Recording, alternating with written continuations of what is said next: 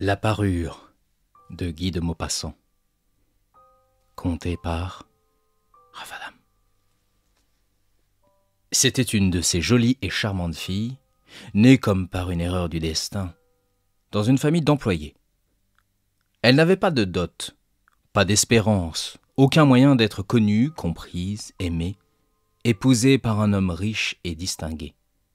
Et elle se laissa marier avec un petit commis du ministère de l'Instruction publique. Elle fut simple, ne pouvant être parée, mais malheureuse comme une déclassée. Car les femmes n'ont point de caste ni de race.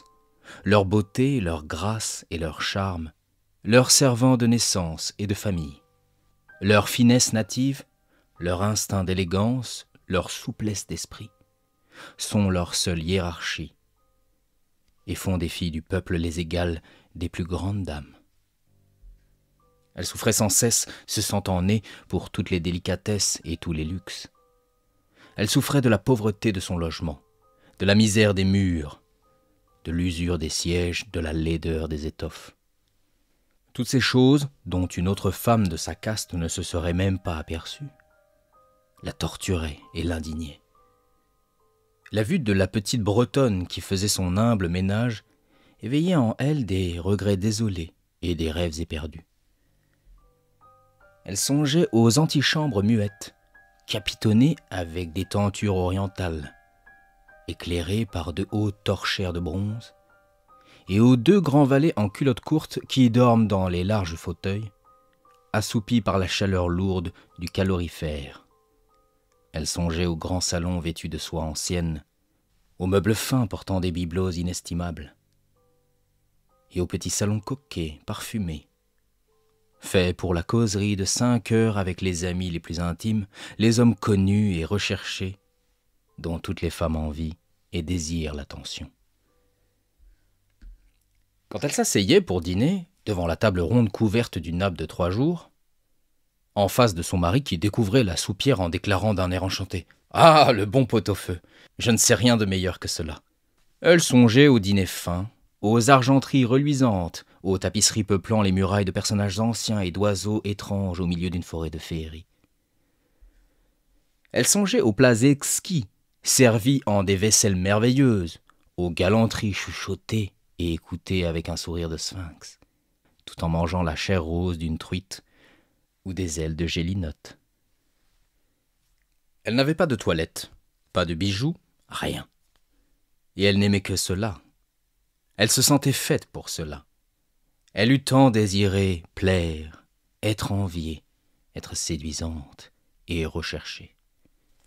Elle avait une amie riche, une camarade de couvent qu'elle ne voulait plus aller voir tant elle souffrait en revenant. Et elle pleurait pendant des jours entiers de chagrin, de regret, de désespoir et de détresse. Or, un soir, son mari rentra, l'air glorieux, et tenant à la main une large enveloppe. « Tiens, dit-il, voici quelque chose pour toi. » Elle déchira vivement le papier et en tira une carte imprimée qui portait ces mots. « Le ministère de l'Instruction publique et Madame Georges Ramponneau prie Monsieur et Madame Loisel de leur faire l'honneur de venir passer la soirée à l'hôtel du ministère le lundi 18 janvier. » Au lieu d'être ravie, comme l'espérait son mari, elle jeta avec dépit l'invitation sur la table, murmurant « Que veux-tu que je fasse de cela ?»« Mais, ma chérie, je pensais que tu serais contente. Tu ne sors jamais, et c'est une occasion, celle-là, une belle en plus. J'ai eu une peine infinie à l'obtenir. Tout le monde en veut. C'est très recherché et on n'en donne pas beaucoup aux employés. Tu verras là tout le monde officiel, hein. » Elle le regardait d'un œil irrité, et elle déclara avec impatience « Que veux-tu que je me mette sur le dos pour aller là-bas ?» Il n'y avait pas songé. Il balbutia. « Mais la robe avec laquelle tu vas au théâtre, elle me semble très bien à moi. » Il se tut, stupéfait, éperdu, en voyant que sa femme pleurait. 2 grosses larmes descendaient lentement des coins des yeux vers les coins de la bouche. Il bégaya. « Qu'as-tu » Mais par un effort violent, elle avait dompté sa peine et elle répondit d'une voix calme en essuyant ses joues humides. « Rien. Seulement, je n'ai pas de toilette et par conséquent, je ne peux pas aller à cette fête. Donne ta carte à quelques collègues dont la femme sera mieux nippée que moi. » Il était désolé. Il reprit. « Voyons, Mathilde, combien cela coûterait-il, une toilette convenable qui pourrait te servir encore en d'autres occasions? Quelque chose de très simple. » Elle réfléchit quelques secondes, établissant ses comptes et songeant aussi à la somme qu'elle pouvait demander sans s'attirer un refus immédiat et une exclamation effarée du commis économe. Enfin, elle répondit en hésitant. « Je ne sais pas, au juste.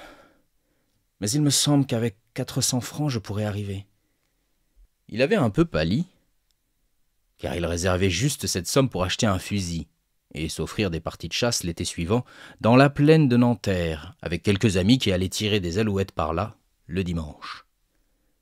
Il dit cependant, « Soit, je te donnerai 400 francs, mais tâche d'avoir une belle robe. » Le jour de la fête approchait, et mademoiselle Loisel semblait triste, inquiète, anxieuse.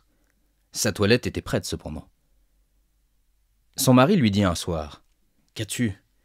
Voyons, tu es toute drôle depuis 3 jours. » Et elle répondit, « Cela m'ennuie de ne pas avoir un bijou, pas une pierre, rien à mettre sur moi. J'aurais l'air misère comme tout. J'aimerais presque mieux ne pas aller à cette soirée. » Il reprit, « Tu mettras des fleurs naturelles, c'est très chic en cette saison-ci. Pour 10 francs, tu auras 2 ou 3 roses magnifiques. » Elle n'était point convaincue. « Non. Il n'y a rien de plus humiliant que d'avoir l'air pauvre au milieu de femmes riches. » Mais son mari s'écria. « Que tu es bête! Va trouver ton amie Madame Forestier et demande-lui de te prêter des bijoux. Tu es bien assez lié avec elle pour faire cela. » Elle poussa un cri de joie. « Oh, c'est vrai! Je n'y avais point pensé !» Le lendemain, elle se rendit chez son amie et lui conta sa détresse. Madame Forestier alla vers son armoire à glace, prit un large coffret, l'apporta, l'ouvrit, et dit à Madame Loisel, « Choisis, ma chère. » Elle vit d'abord des bracelets, puis un collier de perles, puis une croix vénitienne, or et pierreries, d'un admirable travail. Elle essayait les parures devant la glace, hésitait, ne pouvait se décider à les quitter, à les rendre. Elle demandait toujours, « Tu n'as plus rien d'autre ? » « Mais si, cherche. Je ne sais pas ce qui peut te plaire. » Tout à coup, elle découvrit, dans une boîte de satin noir, une superbe rivière de diamants. Et son cœur se mit à battre d'un désir immodéré. Ses mains tremblaient en la prenant. Elle l'attacha autour de sa gorge, sur sa robe montante, et demeura en extase devant elle-même. Puis elle demanda, hésitante, pleine d'angoisse, « Peux-tu me prêter cela, rien que cela ?»« Mais oui, certainement. » Elle sauta au cou de son ami, l'embrassa avec emportement, puis s'enfuit avec son trésor. Le jour de la fête arriva. Madame Loisel eut un succès. Elle était plus jolie que toutes, élégante, gracieuse, souriante et folle de joie. Tous les hommes la regardaient, demandaient son nom, cherchaient à être présentés. Tous les attachés du cabinet voulaient valser avec elle. Le ministre la remarqua. Elle dansait avec ivresse, avec emportement, grisée par le plaisir, ne pensant plus à rien. Dans le triomphe de sa beauté, dans la gloire de son succès, dans une sorte de nuage de bonheur fait de tous ses hommages, de toutes ses admirations, de tous ses désirs éveillés, de cette victoire si complète et si douce au cœur des femmes. Elle partit vers 4 heures du matin. Son mari, depuis minuit, dormait dans un petit salon désert avec 3 autres messieurs dont les femmes s'amusaient beaucoup. Il lui jeta sur les épaules les vêtements qu'il avait apportés pour la sortie, modestes vêtements de la vie ordinaire, dont la pauvreté jurait avec l'élégance de la toilette du bal. Elle le sentit et voulut s'enfuir, pour ne pas être remarquée par les autres femmes qui s'enveloppaient de riches fourrures. Loisel la retenait. « Attends donc, tu vas attraper froid dehors. Je vais appeler un fiacre. » Mais elle ne l'écoutait point et descendait rapidement l'escalier.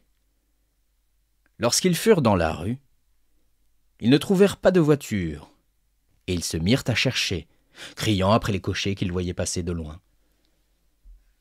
Ils descendaient vers la Seine, désespérés, grelottants. Enfin, ils trouvèrent sur le quai un de ces vieux coupés noctambules qu'on ne voit dans Paris que la nuit venue, comme s'ils eussent été honteux de leur misère pendant le jour. Il les ramena jusqu'à leur porte, rue des Martyrs, et ils remontèrent tristement chez eux. C'était fini pour elle. Et il songeait, lui, qu'il lui faudrait être au ministère à 10 heures. Elle ôta les vêtements dont elle s'était enveloppée les épaules, devant la glace, afin de se voir encore une fois dans sa gloire. Mais soudain, elle poussa un cri. Elle n'avait plus sa rivière autour du cou. Son mari, à moitié dévêtu déjà, demanda « Qu'est-ce que tu as ?» Elle se tourna vers lui, affolée. « Je n'ai plus la rivière de Madame Forestier. » Il se dressa éperdu. « Quoi ? Comment ? Ce n'est pas possible. » Ils cherchèrent dans les plis de la robe, dans les plis du manteau, dans les poches, partout. Ils ne la trouvèrent point. Ils demandaient « Tu es sûr que tu l'avais encore en quittant le bal ?»« Oui, je l'ai touchée dans le vestibule du ministère. »« Mais si tu l'avais perdue dans la rue, nous l'aurions entendue tomber. Elle doit être dans le fiacre. »« Oui, c'est probable. As-tu pris le numéro ?»« Non. Et toi, tu ne l'as pas regardé ?»« Non. » Il se contemplait atterré. Enfin, Loisel se rhabilla. « Je vais, dit-il, refaire tout le trajet que nous avons fait à pied, pour voir si je ne la retrouverai pas. » Et il sortit. Elle demeura en toilette de soirée, sans force pour se coucher, abattue sur une chaise, sans feu, sans pensée. Son mari rentra vers 7 heures. Il n'avait rien trouvé. Il se rendit à la préfecture de police, aux journaux, pour faire promettre une récompense, aux compagnies de petites voitures, partout enfin où un soupçon d'espoir le poussait. Elle attendit tout le jour, dans le même état d'effarement devant cet affreux désastre. Loisel revint le soir avec la figure creusée, pâlie. Il n'avait rien découvert. « Il faut, dit-il, écrire à ton ami que tu as brisé la fermeture de sa rivière et que tu l'as fait réparer. Cela nous donnera le temps de nous retourner. » Elle écrivit sous sa dictée. Au bout d'une semaine, ils avaient perdu toute espérance. Et Loisel, vieilli de 5 ans, déclara « Il faut aviser à remplacer ce bijou. » Ils prirent le lendemain la boîte qu'il avait renfermée et se rendirent chez le joaillier dont le nom se trouvait dedans. Il consulta ses livres. « Ce n'est pas moi, madame, qui ai vendu cette rivière. J'ai dû seulement fournir l'écrin. » Alors ils allèrent de bijoutier en bijoutier, cherchant une parure pareille à l'autre, consultant leurs souvenirs, malades tous deux de chagrin et d'angoisse. Ils trouvèrent dans une boutique du Palais Royal un chapelet de diamants qui leur parut entièrement semblable à celui qu'ils cherchaient. Il valait 40 000 francs. On le leur laisserait à 36 000. Ils prièrent donc le joaillier de ne pas le vendre avant 3 jours, et ils firent condition qu'on le reprendrait pour 34 000 francs, si le premier était retrouvé avant la fin de février. Loisel possédait 18 000 francs que lui avait laissé son père. Il emprunterait le reste. Il emprunta, demandant 1 000 francs à l'un, 500 à l'autre, 5 louis par ici, 3 louis par là. Il fit des billets, prit des engagements ruineux, eut affaire aux usuriers, à toutes les races de prêteurs. Il compromit toute la fin de son existence, risqua sa signature sans savoir même s'il pourrait y faire honneur, et épouvanté par les angoisses de l'avenir, par la noire misère qui allait s'abattre sur lui, par la perspective de toutes les privations physiques et de toutes les tortures morales, il alla chercher la rivière nouvelle en déposant sur le comptoir du marchand 36 000 francs. Quand Madame Loisel reporta la parure à Madame Forestier, celle-ci lui dit d'un air froissé « Tu aurais pu me la rendre plus tôt, car je pouvais en avoir besoin. » Elle n'ouvrit pas l'écrin ce que redoutait son ami. Si elle s'était aperçue de la substitution, qu'aurait-elle pensé? Qu'aurait-elle dit? Ne l'aurait-elle pas prise pour une voleuse? Madame Loisel connut la vie horrible des nécessiteux. Elle prit son parti, d'ailleurs, tout d'un coup, héroïquement. Il fallait payer cette dette effroyable. Elle payerait. On renvoya la bonne, on changea de logement, on loua sous les toits d'une mansarde. Elle connut les gros travaux du ménage, les odieuses besognes de la cuisine. Elle lava la vaisselle, usant ses ongles roses sur les poteries grasses et le fond des casseroles. Elle savonna le linge sale, les chemises et les torchons qu'elle faisait sécher sur une corde. Elle descendit à la rue chaque matin les ordures et monta l'eau, s'arrêtant à chaque étage pour souffler. Et vêtue comme une femme du peuple, elle alla chez le fruitier, chez l'épicier, chez le boucher, le panier au bras, marchandant, injurié, défendant sou à sou son misérable argent. Il fallait chaque mois payer des billets, en renouveler d'autres, obtenir du temps. Le mari travaillait le soir à mettre au net les comptes d'un commerçant. Et la nuit souvent, il faisait de la copie à 5 sous la page. Et cette vie dura 10 ans. Au bout de 10 ans, ils avaient tout restitué, tout, avec le taux de l'usure et l'accumulation des intérêts superposés. Madame Loisel semblait vieille maintenant. Elle était devenue la femme forte et dure et rude des ménages pauvres. Mal peignée, avec les jupes de travers et les mains rouges, elle parlait haut, lavait à grande eau les planchers. Mais parfois, lorsque son mari était au bureau, elle s'asseyait auprès de la fenêtre et elle songeait à cette soirée d'autrefois, à ce bal, où elle avait été si belle et si fêtée. Que serait-il arrivé si elle n'avait point perdu cette parure? Qui sait? Qui sait? Comme la vie est singulière, changeante, comme il faut peu de choses pour vous perdre ou vous sauver. Or, un dimanche, comme elle était allée faire un tour aux Champs-Élysées pour se délasser des besognes de la semaine, elle aperçut tout à coup une femme qui promenait un enfant. C'était Madame Forestier, toujours jeune, toujours belle, toujours séduisante. Madame Loisel se sentit émue. Allait-elle lui parler? Oui, certes. Et maintenant qu'elle avait payé, elle lui dirait tout. Pourquoi pas? Elle s'approcha. « Bonjour, Jeanne. » L'autre ne la reconnaissait point, s'étonnant d'être appelée ainsi familièrement par cette bourgeoise. Elle balbutia. « Mais, madame, je ne sais... Vous devez vous tromper. »« Non, je suis Mathilde Loisel. » Son ami poussa un cri. « Oh, ma pauvre Mathilde, comme tu es changée. »« Oui, j'ai eu des jours bien durs, depuis que je ne t'ai vue, et bien des misères. Et cela à cause de toi. »« De moi?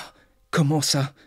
Tu te rappelles bien cette rivière de diamants que tu m'as prêtée pour aller à la fête du ministère? »« Oui, eh bien,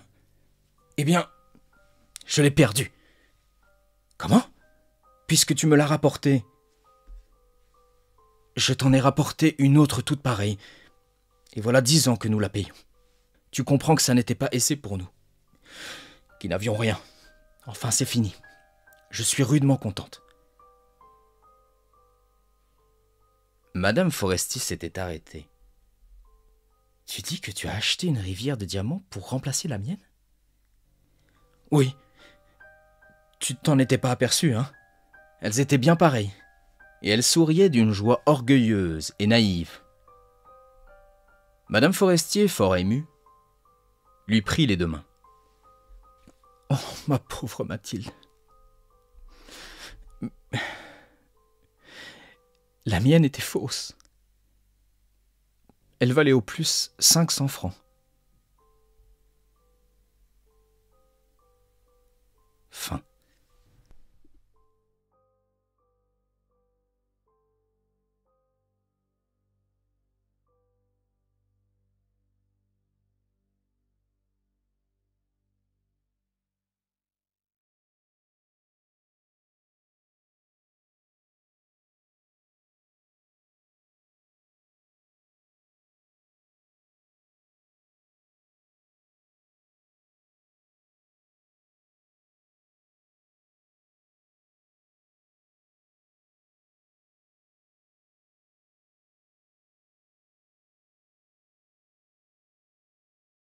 La main de Guy de Maupassant. Conté par Rafadam. On faisait cercle autour de Monsieur Bermutier, juge d'instruction, qui donnait son avis sur l'affaire mystérieuse de Saint-Cloud. Depuis un mois, cet inexplicable crime affolait Paris. Personne n'y comprenait rien. Monsieur Bermutier, debout, le dos à la cheminée, parlait, assemblait les preuves, discutait les diverses opinions, mais ne concluait pas. Plusieurs femmes s'étaient levées pour s'approcher et demeuraient debout, l'œil fixé sur la bouche rasée du magistrat, d'où sortaient les paroles graves. Elles frissonnaient, vibraient, crispées par leur peur curieuse, par l'avide et insatiable besoin d'épouvante qui hante leur âme, les torture comme une faim. Une d'elles, plus pâle que les autres, prononça pendant un silence. « C'est affreux. Cela touche au surnaturel. On ne saura jamais rien. » Le magistrat se tourna vers elle. « Oui, madame, il est probable qu'on ne saura jamais rien. Quant au mot surnaturel que vous venez d'employer, il n'a rien à faire ici. Nous sommes en présence d'un crime fort habilement conçu, fort habilement exécuté, si bien enveloppé de mystère que nous ne pouvons le dégager des circonstances impénétrables qui l'entourent. Mais j'ai eu, moi, autrefois, à suivre une affaire où vraiment semblait se mêler quelque chose de fantastique. Il a fallu l'abandonner d'ailleurs, faute de moyens de l'éclaircir. Plusieurs femmes prononcèrent en même temps, si vite que leurs voix s'en firent qu'une. « Oh, dites-nous ça !» Monsieur Bermutier sourit gravement, comme doit sourire un juge d'instruction. Il reprit. « Oh, n'allez pas croire au moins que j'ai pu, même un instant, supposer en cette aventure quelque chose de surhumain. Je ne crois qu'aux causes normales. Mais si, au lieu d'employer le mot surnaturel pour exprimer ce que nous ne comprenons pas, nous nous servions simplement du mot inexplicable, cela vaudrait beaucoup mieux. En tout cas, dans l'affaire que je vais vous dire, ce sont surtout les circonstances environnantes, les circonstances préparatoires qui m'ont ému. Enfin, voici les faits.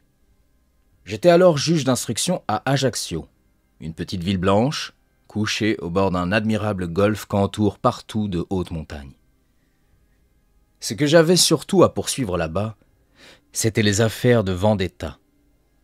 Il y en a de superbes, de dramatiques au possible, de féroces, d'héroïques.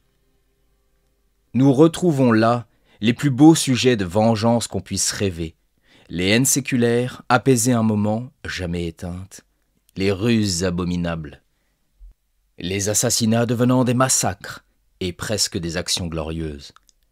Depuis 2 ans, je n'entendais parler que du prix du sang, que de ce terrible préjugé corse qui force à venger toute injure sur la personne qui l'a faite, sur ses descendants et ses proches. J'avais vu égorger des vieillards, des enfants, des cousins. J'avais la tête pleine de ces histoires. Or, j'appris un jour qu'un Anglais venait de louer, pour plusieurs années, une petite villa au fond du golfe. Il avait amené avec lui un domestique français, pris à Marseille en passant. Bientôt, tout le monde s'occupa de ce personnage singulier, qui vivait seul dans sa demeure, ne sortant que pour chasser ou pêcher. Il ne parlait à personne, ne venait jamais à la ville et chaque matin s'exerçait pendant 1 heure ou 2 à tirer au pistolet et à la carabine. Des légendes se firent autour de lui. On prétendit que c'était un haut personnage fuyant sa patrie pour des raisons politiques. Puis on affirma qu'il se cachait après avoir commis un crime épouvantable. On citait même des circonstances particulièrement horribles. Je voulus, en ma qualité de juge d'instruction, prendre quelques renseignements sur cet homme. Mais il me fut impossible de rien apprendre. Il se faisait appeler Sir John Rowell. Je me contentais donc de le surveiller de près. Mais on ne me signalait en réalité rien de suspect à son égard. Cependant, comme les rumeurs sur son compte continuaient, grossissaient, devenaient générales, je résolus d'essayer de voir moi-même cet étranger, et je me mis à chasser régulièrement dans les environs de sa propriété. J'attendis longtemps une occasion. Elle se présenta enfin sous la forme d'une perdrix que je tirai et que je tuai devant le nez de l'Anglais.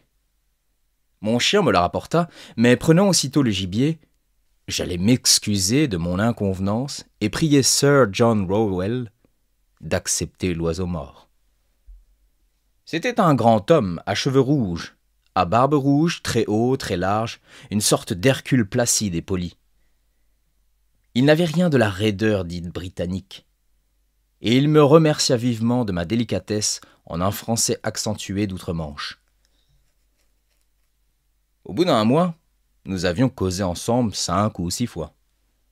Un soir, enfin, comme je passais devant sa porte, je l'aperçus qui fumait sa pipe à cheval sur une chaise dans son jardin. Je le saluai, et il m'invita à entrer pour boire un verre de bière. Je ne me le fis pas répéter. Il me reçut avec toute la méticuleuse courtoisie anglaise, parla avec éloge de la France, de la Corse, déclara qu'il aimait beaucoup 7 pays et 7 rivages. Alors je lui posai avec de grandes précautions et sous la forme d'un intérêt très vif, quelques questions sur sa vie, sur ses projets. Il répondit sans embarras, me raconta qu'il avait beaucoup voyagé en Afrique, dans les Indes, en Amérique. Il ajouta en riant « J'avais eu beaucoup d'aventures, oh yes ». Puis je me remis à parler de chasse. Et il me donna des détails les plus curieux sur la chasse à l'hippopotame, au tigre, à l'éléphant, et même la chasse aux gorilles. Je dis « Tous ces animaux sont redoutables ». Il sourit. « Oh, non, le plus mauvais c'était l'homme ». Il se mit à rire tout à fait, d'un bon rire de gros anglais content. J'avais beaucoup chassé l'homme aussi. Mais il parla d'armes, et il m'offrit d'entrer chez lui pour me montrer des fusils de divers systèmes. Son salon était tendu de noir, de soie noire brodée d'or. De grandes fleurs jaunes couraient sur l'étoffe sombre, brillaient comme du feu. Il annonça. C'était une drap japonaise.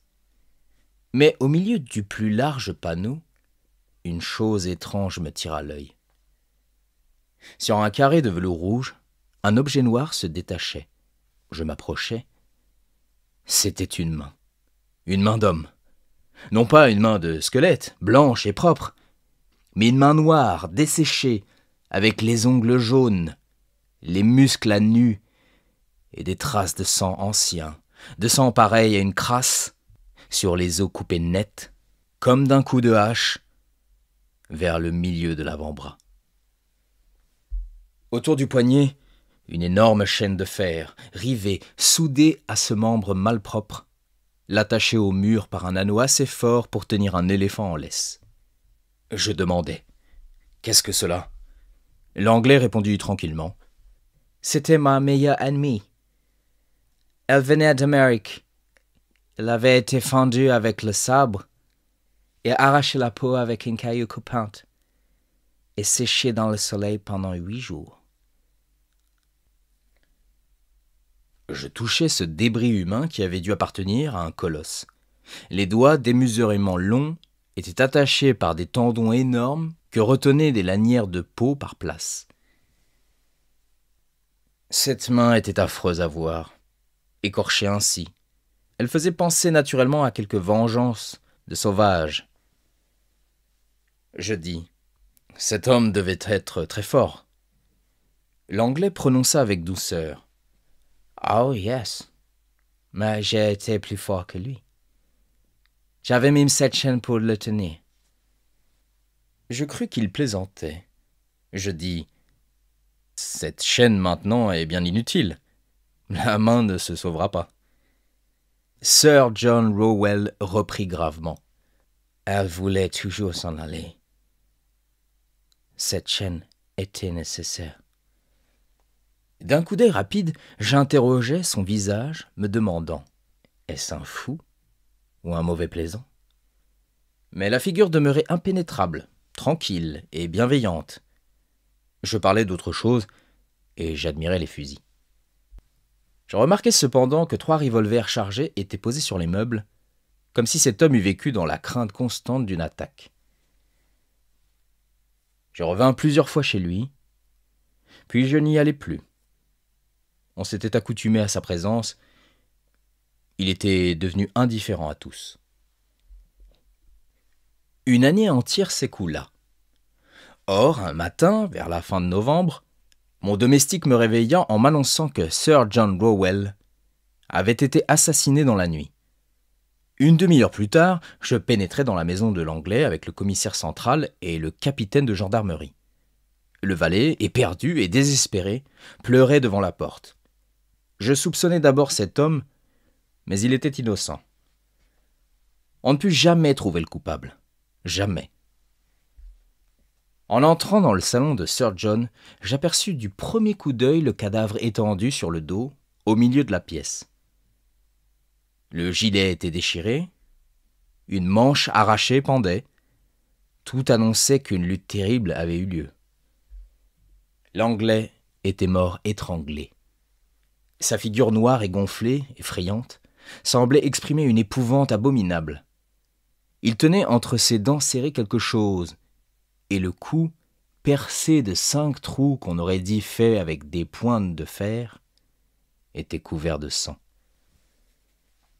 Un médecin nous rejoignit. Il examina longtemps les traces des doigts dans la chair et prononça ces étranges paroles.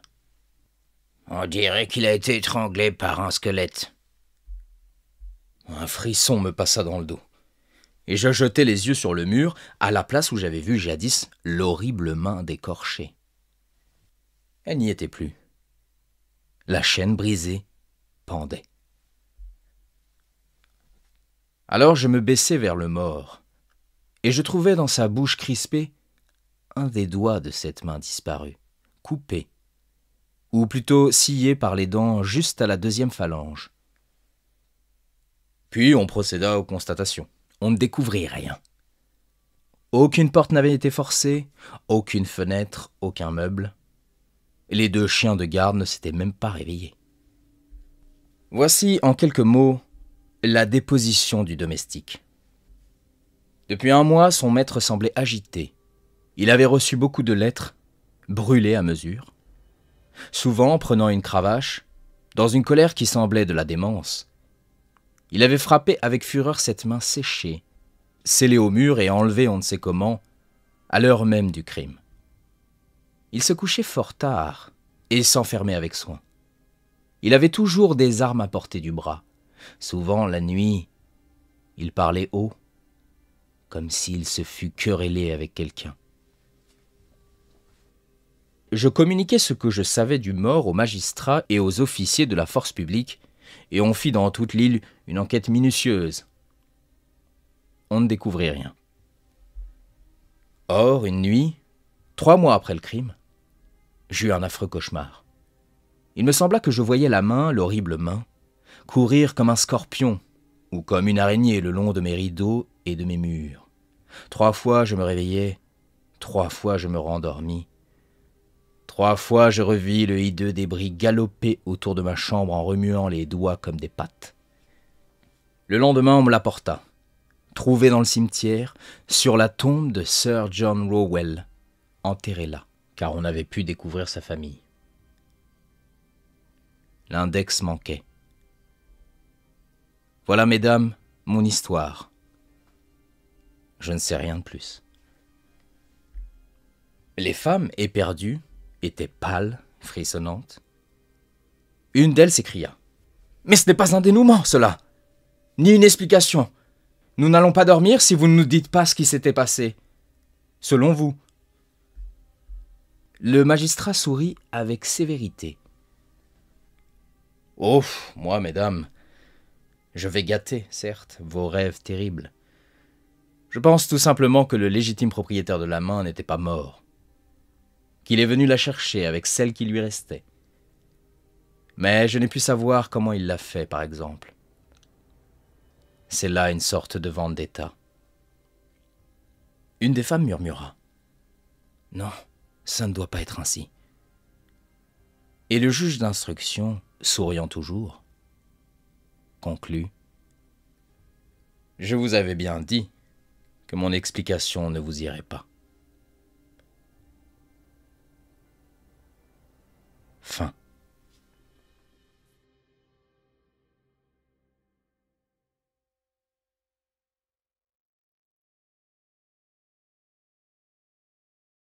La peur de Guy de Maupassant. Conté par Raphaël. On remonta sur le pont après dîner. Devant nous, la Méditerranée n'avait pas un frisson sur toute sa surface, qu'une grande lune calme moirait. Le vaste bateau glissait, jetant sur le ciel qui semblait ensemencé d'étoiles un gros serpent de fumée noire, et derrière nous, l'eau toute blanche, agitée par le passage rapide du lourd bâtiment, battue par l'hélice, moussait, semblait se tordre, remuait tant de clarté qu'on eût dit de la lumière de lune bouillonnant. Nous étions là, 6 ou 8, silencieux, admirants, l'œil tourné vers l'Afrique lointaine où nous allions.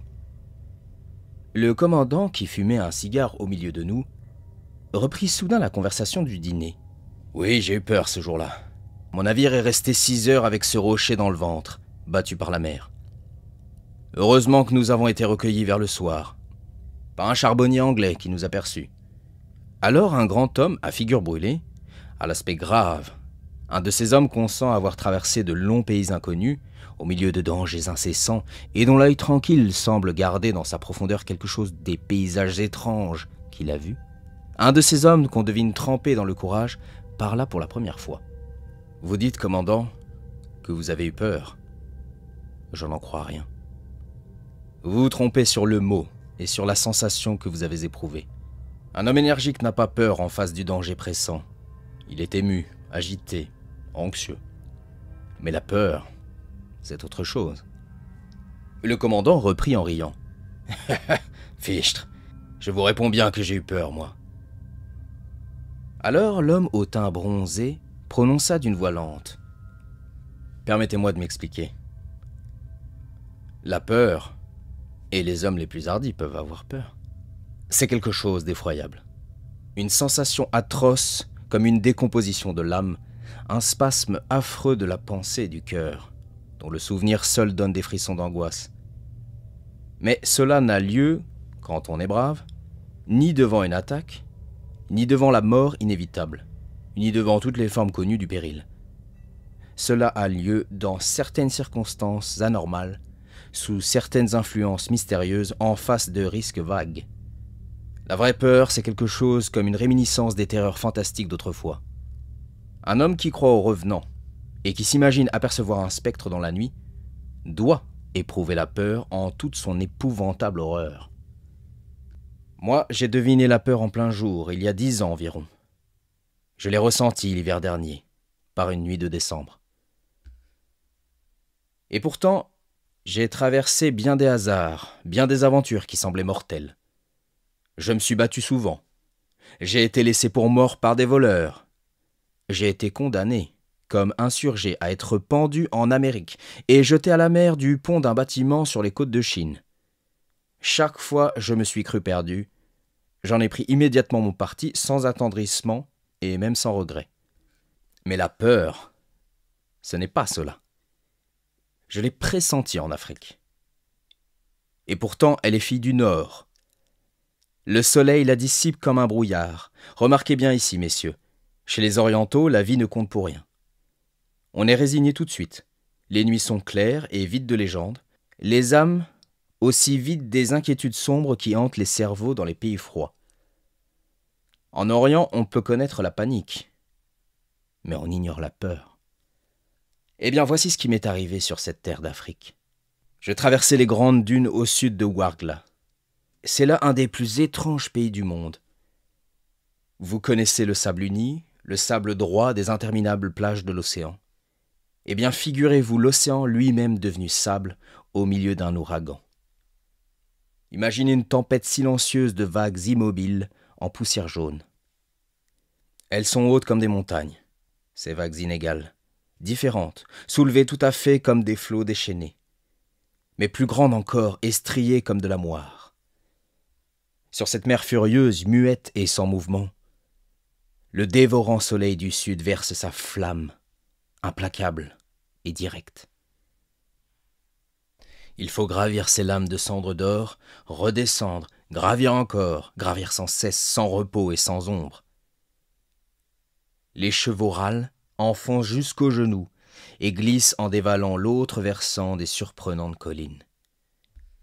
Nous étions 2 amis, suivis de 8 spahis et de 4 chameaux avec leurs chameliers.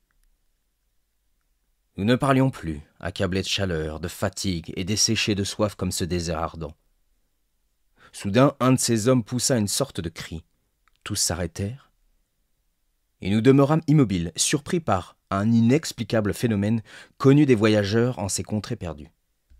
Quelque part, près de nous, dans une direction indéterminée, un tambour battait.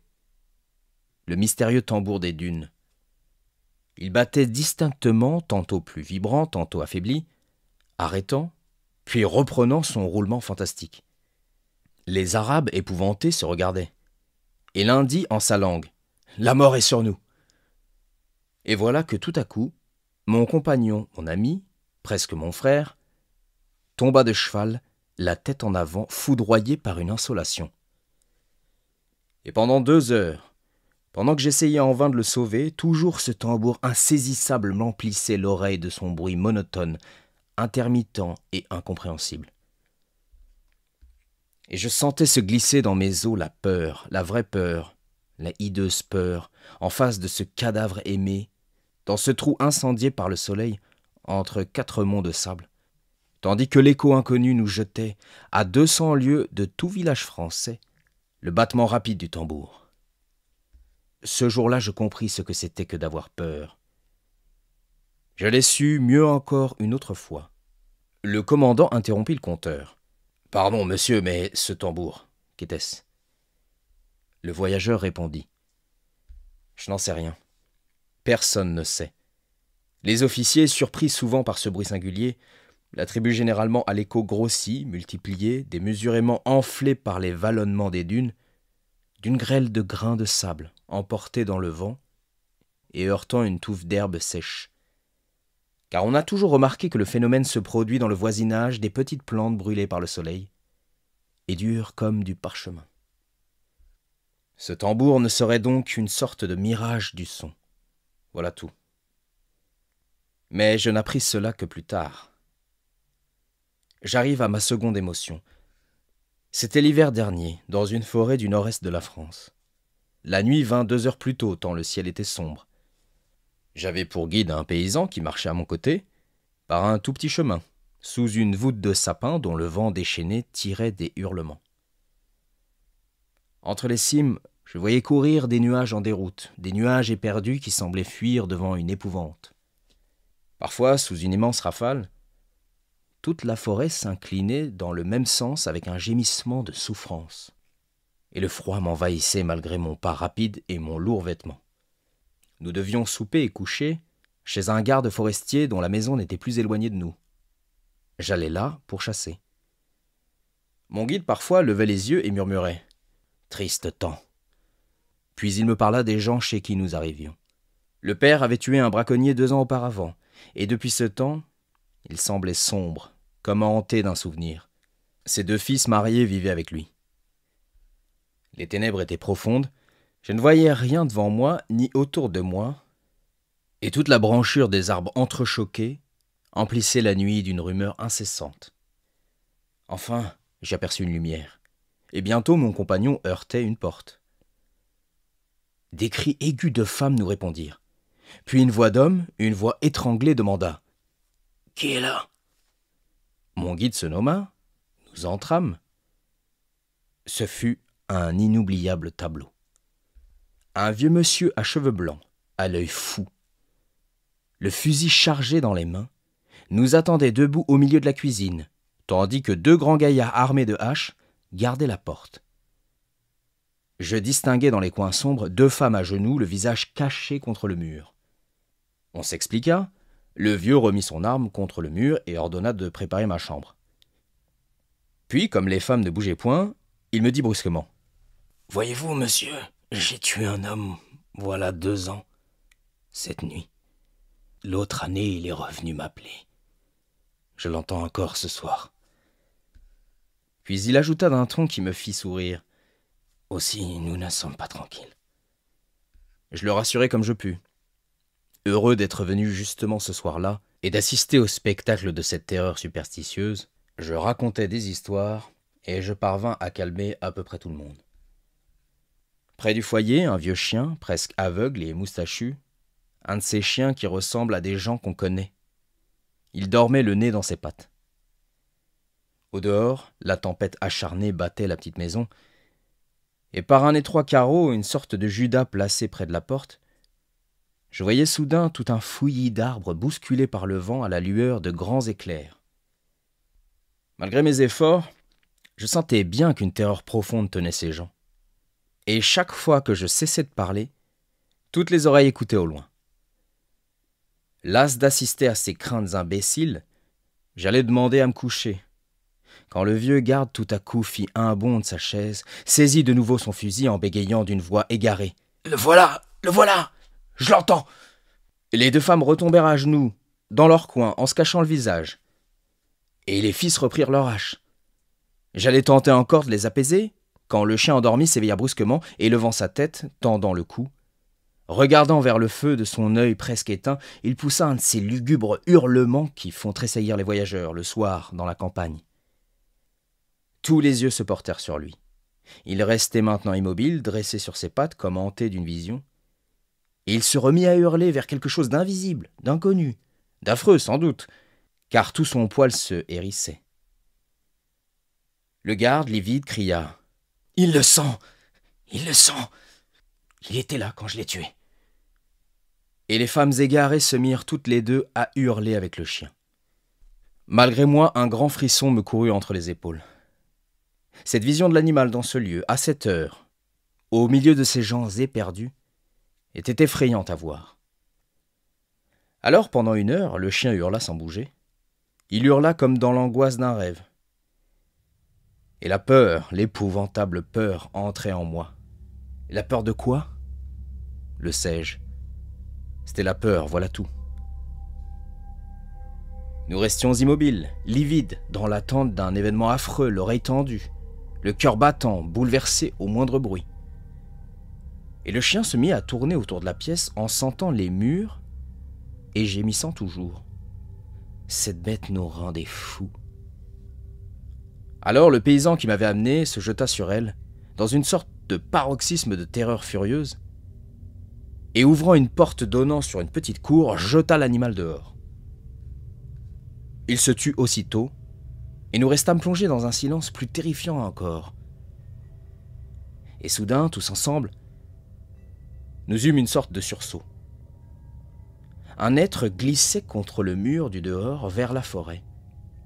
Puis il passa contre la porte qu'il sembla tâter d'une main hésitante. Puis on n'entendit plus rien pendant 2 minutes qui firent de nous des insensés. Puis il revint, frôlant toujours la muraille. Il gratta légèrement, comme ferait un enfant avec son ongle.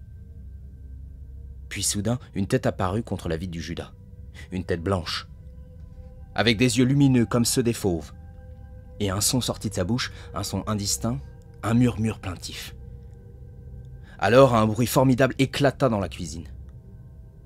Le vieux garde avait tiré, et aussitôt les fils se précipitèrent, bouchèrent le Judas en dressant la grande table, qu'ils assujettirent avec le buffet. Et je vous jure qu'au fracas du coup de fusil, que je n'attendais point, j'eus une telle angoisse du cœur, de l'âme et du corps, que je me sentis défaillir, prêt à mourir de peur. Nous restâmes là jusqu'à l'aurore, incapables de bouger et de dire un mot, crispés dans un affolement indicible. On n'osa débarricader la sortie qu'en apercevant par la fente d'un auvent un mince rayon de jour. Auprès du mur, contre la porte, le vieux chien gisait, la gueule brisée d'une balle. Il était sorti de la cour, en creusant un trou sous la palissade. L'homme au visage brun se tut, puis il ajouta. Cette nuit-là, pourtant, je ne courus aucun danger. Mais j'aimerais mieux recommencer toutes les heures où j'ai affronté les plus terribles périls que la seule minute du coup de fusil sur la tête barbue du Judas.